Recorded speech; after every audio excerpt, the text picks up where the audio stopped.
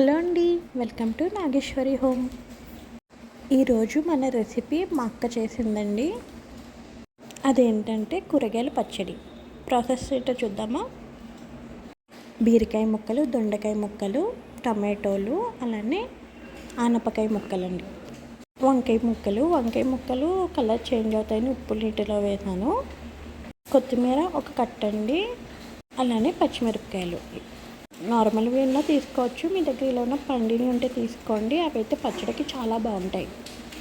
Stove వెలిగించుకొని గిన్నె పెట్టుకుని అందులో ఒక 3 టేబుల్ స్పూన్ ఆయిల్ అయితే వేసుకోండి. ఆయిల్ వేడైన తర్వాత అందులో ఒక 3 టేబుల్ స్పూన్ల జీలకర్ర అయితే వేసుకొని వేయించుకోండి. ఇప్పుడు ఇందులో ముందుగా దొండకాయ ముక్కలు అలానే బీరకాయ ముక్కలు వేసుకొని బాగా వేయించుకోండి. ఇలా ఒక 2-3 నిమిషాలు వేయించుకున్న తర్వాత ఇందులోనే మనం ఆనపకాయ ముక్కలు కూడా వేసుకుని బాగా వేయించుకుందాం. ఇవన్నీ బాగా మగ్గించుకోవాలండి కూరగాయ ముక్కలు. మా అక్క ఈ రెసిపీ గురించి చెప్పినప్పుడు ఎలా ఉంటుందో అనుకున్నాను. సో తన్నే చేసి చూపించమన్నాను. టేస్ట్ అయితే చాలా బాగుందండి. ఆనపకాయ ముక్కలు కూడా 2-3 నిమిషాలు ఫ్రై చేసుకుని ఇప్పుడు ఇందులో మనం టొమాటో ముక్కలు అయితే వేసుకుందామండి.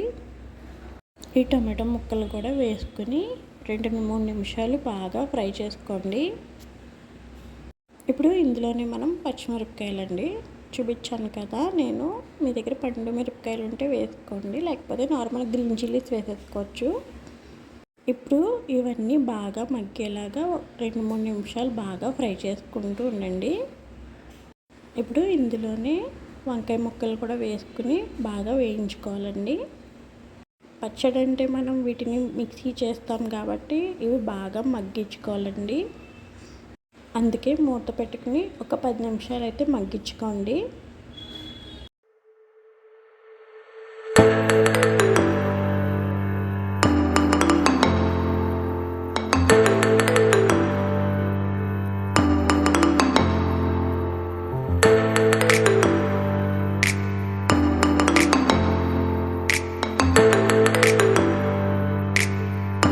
ఇప్పుడు ఇందులోనే మనం శుభ్రం చేసుకున్న కొత్తిమీరను కూడా వేసుకుందామండి.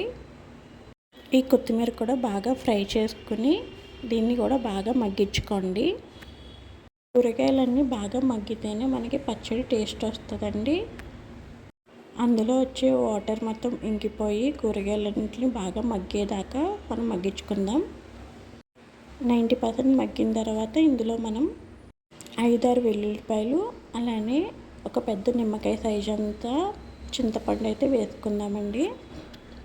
అలానే ఉప్పు కూడా మేమైతే ఇక్కడ రాక్ సాల్ట్ తీసుకున్నామండి. నార్మల్ సాల్ట్ కూడా వేసుకోవచ్చు. ఒకసారి బాగా కలుపుకొని కూరగాయలన్నీ బాగా మగ్గిన తర్వాత స్టవ్ ఆఫ్ చేసేసి పక్కన పెట్టుకుని చల్లారిన తర్వాత మిక్సీ చేసుకోండి. ఇప్పుడు మనం తాలింపు పెడదాం. గిన్నెలో ఒక 2 టేబుల్ స్పూన్ల ఆయిల్ అయితే వేసుకొని ముందుకైతే వెల్లుల్లిపాయలు వేసుకుని బాగా వేయించుకుందామండి. వెల్లుల్లిపాయలు ఫ్రై అయిన తర్వాత ఇందులోనే పచ్చిశనగపప్పు అలానే మినప్పప్పు వేసుకోండి.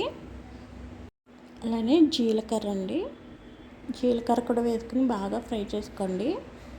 ఇప్పుడు ఇందులోనే ఆవాలు కూడా వేసి బాగా చిటపటమనేలాగా ఫ్రై చేసుకోండి. అలానే ఎండుమిరపకాయలు ఫైనల్గా కరివేపాకు వేసుకుని బాగా ఫ్రై చేసుకోండి. కరివేపాకు కూడా బాగా ఫ్రై అయిన తర్వాత మనకి పోపు అంతా బాగా ఫ్రై అవుతుందండి. ఇప్పుడు ఇందులో మనం రెడీ చేసుకున్న పచ్చడిని అయితే వేసుకుందాం. పోపులో కలిసేలాగా పచ్చడి మొత్తం బాగా కలుపుకొని సర్వ్ చేసుకోండి. మీరు కూడా ట్రై చేసి ఎలా వచ్చిందో కామెంట్ చేయండి. వీడియో నచ్చితే లైక్ చేయండి. Bye bye.